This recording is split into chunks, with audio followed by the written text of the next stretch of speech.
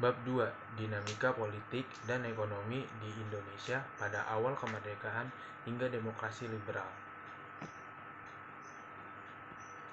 A. Dinamika politik pada masa awal kemerdekaan hingga masa demokrasi liberal. 1. Sistem pemerintahan. Pada awal kemerdekaan, sistem pemerintahan presidensial yang berlaku dari 4 September sampai 14 November yang dipimpin langsung oleh presiden dan wakil presiden. Perubahan sistem pemerintahan dari presidensial menjadi parlementer dipimpin langsung oleh Sultan Syahrir sebagai Perdana Menteri yang ditandai dengan adanya Maklumat KNIP nomor 5 tanggal 11 November 1945. Dikeluarkannya Maklumat Wakil Presiden nomor 10 tanggal 16 Oktober 1945 tentang perubahan fungsi KNIP menjadi Parlemen. Fungsi KNIP berubah menjadi Majelis Legislatif. Fungsi legislatif tersebut berlangsung selama MPR dan DPR belum terbentuk. Selanjutnya, pada tanggal 14 Januari 1946, pemerintah mendirikan memindahkan ibu kota negara dari Jakarta ke Jogja.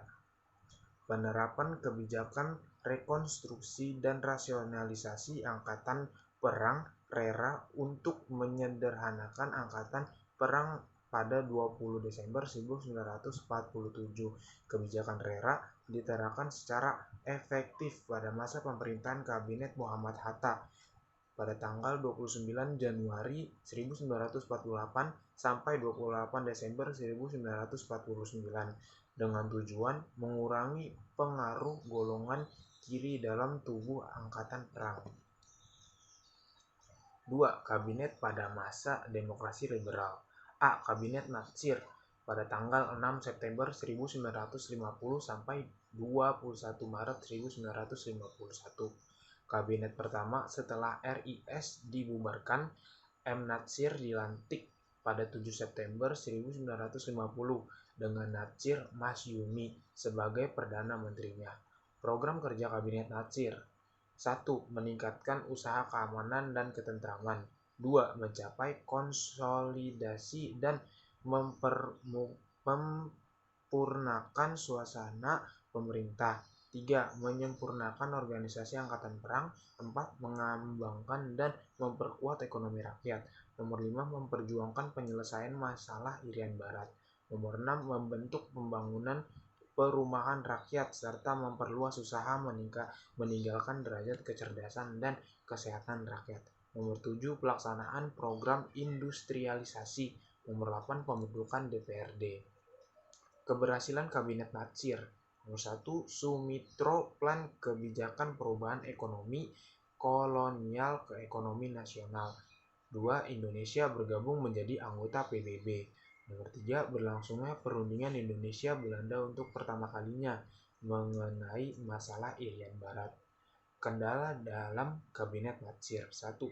Pada penerapan Sumitro Plan, pengusaha nasionalis diberi bentuk kredit, tetapi penggunaan dari bentuk tersebut diselewengkan dan tidak mencapai sasaran. 2. Kegagalan memperjuangkan masalah Irian Barat dengan Belanda mengalami kegagalan. 3. Timbul masalah keamanan dalam negeri. 4. Dikeluarkannya undang-undang darurat yang sering menuai kritikan pada partai oposisi. Penyebab runtuhnya Kabinet Natsir. 1. Kegagalan penyelesaian masalah Irian Barat. 2. Mosi tidak percaya dari PNI menyangkut peraturan pemerintahan mengenai DPRD yang terlalu menguntungkan Partai Masyumi. B. Kabinet Sukiman pada tanggal 27 April 1951 sampai 3 April 1952. Presiden menunjuk Sidik Soekarno PNI dan Sukiman Wijosajojo Masyumi sebagai formatur berhasil menunjuk kabinet koalisi PNI dan Masyumi yang dipimpin oleh Sukiman. Program kerja Kabinet Sukiman: 1. Menjalankan berbagai tindakan tegas untuk menjamin keamanan dan ketentraman negara. 2. Menguasai kemakmuran rakyat dan memperbarui hukum agraria agar sesuai dengan kepentingan petani. Nomor 3. Menyiapkan undang-undang pengangkut serikat buruh, upaya minimum dan penyelesaian pertikaian buruh. 4. Mempercepat persaingan pemilihan umum untuk membentuk Dewan Konstitut. 5. Menjalankan politik luar negeri bebas aktif. 6. Memasukkan Irian Barat ke dalam RI Indonesia secepatnya. Sebab jatuhnya Kabinet Sukiman jatuhnya pada tanggal 1 Maret 1952. 1. Karena adanya Komisi Tidak Percaya DPR mengenai program bantuan militer Amerika Serikat, Mutual Security atau MSA yang dianggap mengalami politik luar negeri bebas aktif Indonesia. Nomor 3. Kabinet Wilopo 3 April 1952 sampai 3 Juni 1953. Presiden menunjuk Wilopo PNI sebagai formatur setelah bekerja selama 3 minggu berhasil dibentuk kabinet baru di bawah pemimpin Perdana Menteri Wilopo. Program kerja Kabinet Wilopo. Program dalam negeri. 1. Mempersiapkan pemilihan umum untuk konstitut DPR dan DPRD. 2. Menyelesaikan penyelenggaraan dan mengisi otonomi daerah. 3. Meningkatkan kemakmuran rakyat dan mempertinggi produksi nasional terutama bahan makanan pokok. Nomor 4. Mengoptimalkan peran lembaga negara dan masyarakat untuk mengatasi masalah keamanan. Nomor 5. Mengupayakan pembaruan kurikulum dan berbagai dalam sektor pendidikan nasional. Program luar negeri. 1. Melaksanakan politik bebas aktif sesuai dengan amanat negara. 2. Menyelesaikan masalah hubungan Indonesia-Belanda. 3. Berupaya memperjuangkan Irian Barat ke wilayah Indonesia secepatnya. Keberhasilan Kabinet Wilopo dan ada juga kendala Kabinet Wilopo. Dan ada jatuhnya Kabinet Wilopo dan sebab jatuhnya Kabinet Wilopo. Silakan dibaca atau di-pause. Yang D-nya ada Kabinet Ali Sastro-Midjojo pada tanggal 31 Juli 1953 sampai 12 Agustus 1995. Kabinet Ali Sastro-Midjojo mengisi kekosongan pemerintahan di Indonesia selama 58 hari dan Ali Sastro-Midjojo ditunjuk sebagai Perdana Menteri. Program kerja Kabinet Ali Sastro-Midjojo. 1. Menjaga keamanan dan ketertiban. 2. Menciptakan kemakmuran dan kesejahteraan rakyat. 3. Menyelenggarakan pemilu. 4. Pembebasan Irian Barat. 5. Melaksanakan politik bebas aktif. 6. Menyelesaikan pertikaian politik. Keberhasilan Kabinet Ali Sastro-Midjojo. 1. Pelaksanaan Konferensi Asia Afrika. Kendala Kabinet Ali Sastro-Midjojo 1 itu kendalanya keamanan di berbagai daerah tidak stabil. Yang kedua, keadaan ekonomi yang memburuk. Dari sini juga ada runtuhnya Kabinet Ali Sastro-Midjojo 1. Tingkat korupsi memuncak. Yang kedua, keadaan ekonomi yang memburuk. Ketiga, merosotkan kepercayaan rakyat. 4. Tidak selesaikan masalah Irian Barat. 5. Tidak terlaksanakannya pemilu. 6. Banyaknya pemberontakan di berbagai negara. Yang E ada Kabinet Burhanuddin Harahap pada tanggal 12 Agustus 1955 sampai 3 Maret 1956. Pada tanggal 12 Agustus 1955 terbentuknya Kabinet Burhanuddin Harahap dengan Burhanuddin sebagai Perdana Menterinya. Program kerja Kabinet Burhanuddin Harahap. 1. Mengembalikan kewibawaan pemerintahan, yaitu mengembalikan kepercayaan Angkatan Darat dan masyarakat pada pemerintahan. 2. Melaksanakan pemilihan umum menurut rencana yang ditetapkan dan diperoleh terbentuk parlemen baru. Nomor 3. Masalah desentralisasi, inflasi, pemberantasan korupsi. Nomor 4. Perjuangan pengembalian Irian Barat. Nomor 5. Politik kerjasama Asia Afrika berdasarkan politik luar negeri bebas aktif. Keberhasilan Kabinet Burhanuddin Harahap. 1. Penyelenggaraan pemilu pertama tahun 1955. 2. Menyelesaikan masalah Irian Barat dengan pemburuan Uni Indonesia Belanda. Nomor 3, pemberantasan korupsi. Nomor 4, penyelesaian pertikaian 27 Oktober Juni 1955. Nomor 5, terbinanya hubungan antar Angkatan Darat dan Kabinet Burhanuddin. Sini juga ada kendalanya Kabinet Burhanuddin Harahap. 1. Kurangnya rasa kepercayaan masyarakat terhadap kabinet ini karena banyak jumlah partai yang berkoalisasi padahal ada beberapa partai yang bertindak secara oposisi.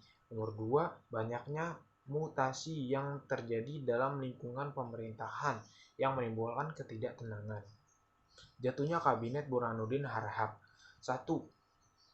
Kurang restu dari Presiden menunjukkan dilakukan oleh Muhammad Hatta. Nomor 2, telah selesainya tugas kabinet ini. F. Kabinet Ali Sastra Midjojo II, 2 Maret 1956 sampai 4 Maret 1957. Program kerja Ali Sastra Midjojo II. 1. Perjuangan pengembalian Irian Barat. 2. Pembentukan daerah-daerah otonomi dan mempercepat terbentuknya anggota DPRD.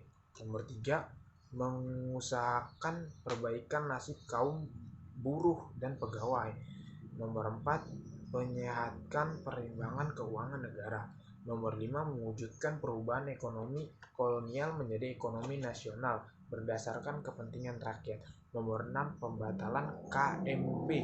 Nomor 7, pemulihan keamanan dan ketertiban. Pembangunan 5 tahun menjalankan politik luar negeri bebas aktif. Nomor 8, melaksanakan keputusan KAA. Keberhasilan Kabinet Ali Sastra Midjojo II. 1. Didukung penuh oleh Presiden. 2. Pembatalan seluruh perjanjian KMB. Kendala Kabinet Sastra Midjojo II. 1. Timbulnya berbagai macam pergolakan di daerah dengan mengarah kepada gerakan separatis. Nomor 2, memunculkan krisis di daerah karena dianggap ada kesenjangan antar pembangunan pusat dan pembangunan daerah. Nomor 3, timbulnya perpecahan antar Masyumi dan PNI. Jatuhnya Kabinet Ali Sastra Midjojo II. Mundurnya sejumlah materi dari Masyumi membuat kabinet ini jatuh dan menyerahkan mandatnya kembali kepada Presiden.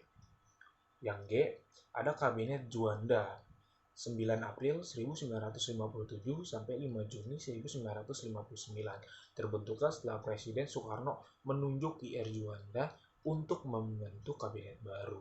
Peristiwa pelantikan dalam Kabinet Juanda. 1. Perjuangan Irian Barat dipimpin oleh pemerintah. Nomor 2, pendirian Gerakan Perjuangan dinamakan Negara Indonesia.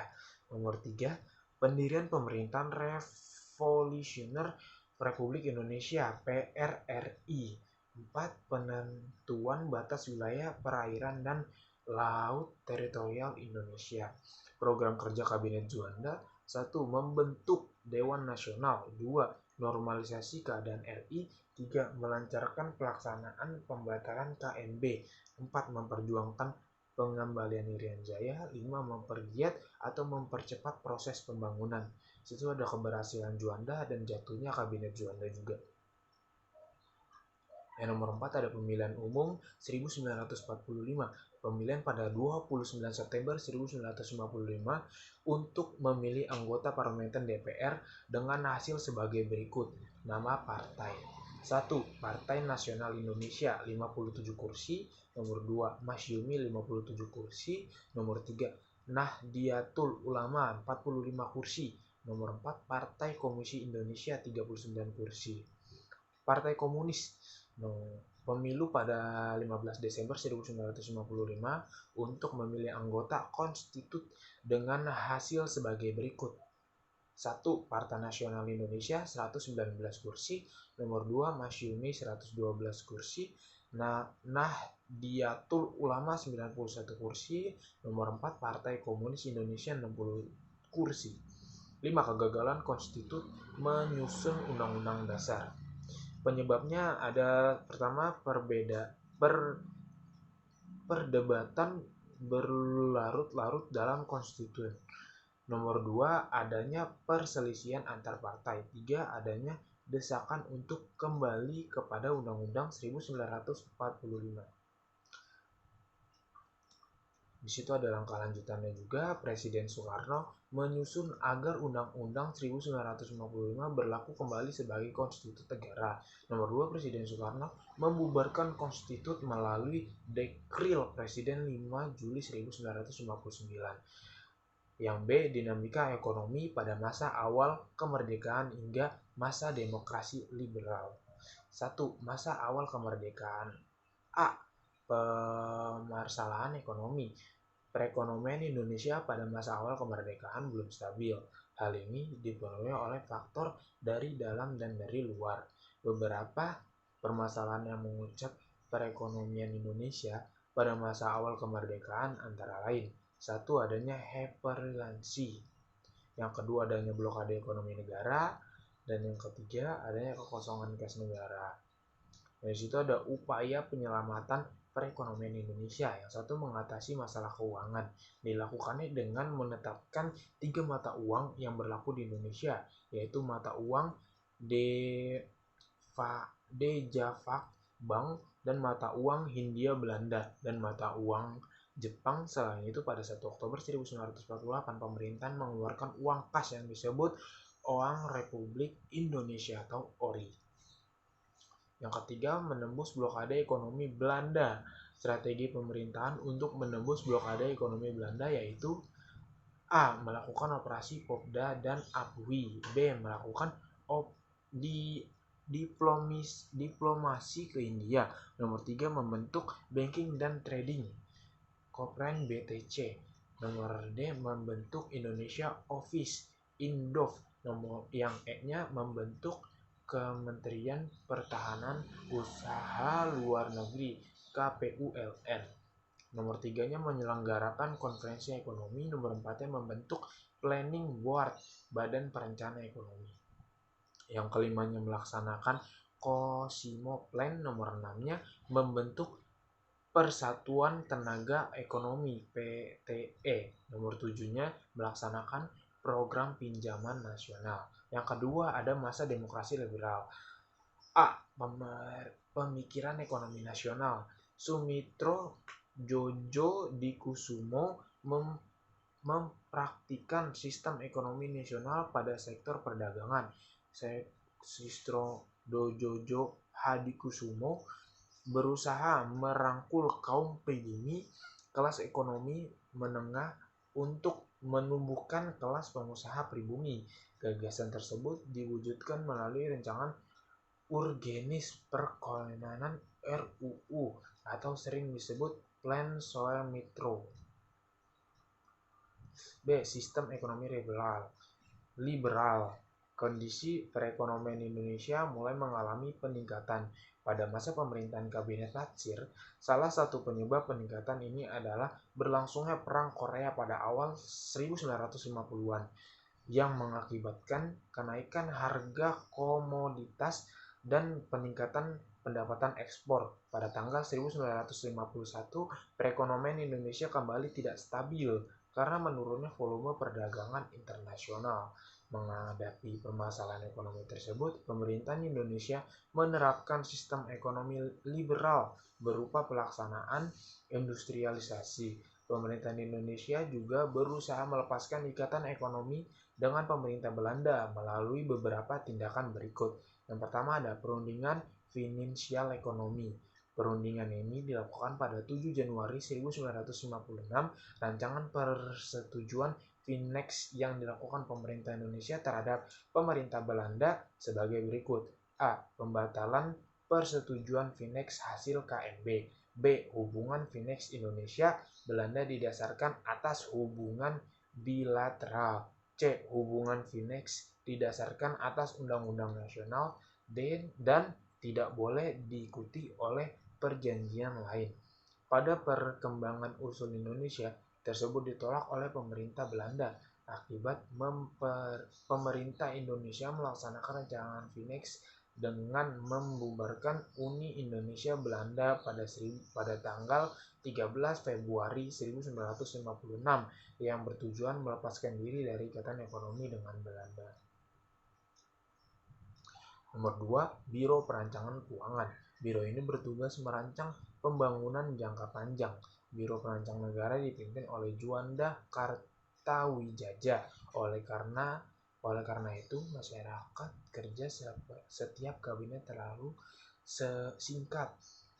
Biro ini tidak dapat menjalankan tugas secara maksimal. Nomor 3, ada rencana pembangunan 5 tahun. RPLT disetujui oleh DPR pada tanggal 11 November 1958 pada 1957. Sasaran dan prioritas RPLT diubah melalui Musyawarah Nasional Pembangunan (MUNAP). Pembiayaan RPLT diperkirakan mencapai 12,5 miliar. C. Kebijakan untuk mengatasi permasalahan ekonomi masa demokrasi liberal. 1. Gerakan Banteng. 2. Nasional perusahaan asing. 3. Sistem ekonomi Alibaba. Meskipun diwarnai pasang surut, setidaknya perekonomian Indonesia pada masa awal kemerdekaan hingga demokrasi liberal mampu mendesain sistem ekonomi yang mandiri. Sekian, terima kasih dari saya. Wassalamualaikum warahmatullahi wabarakatuh.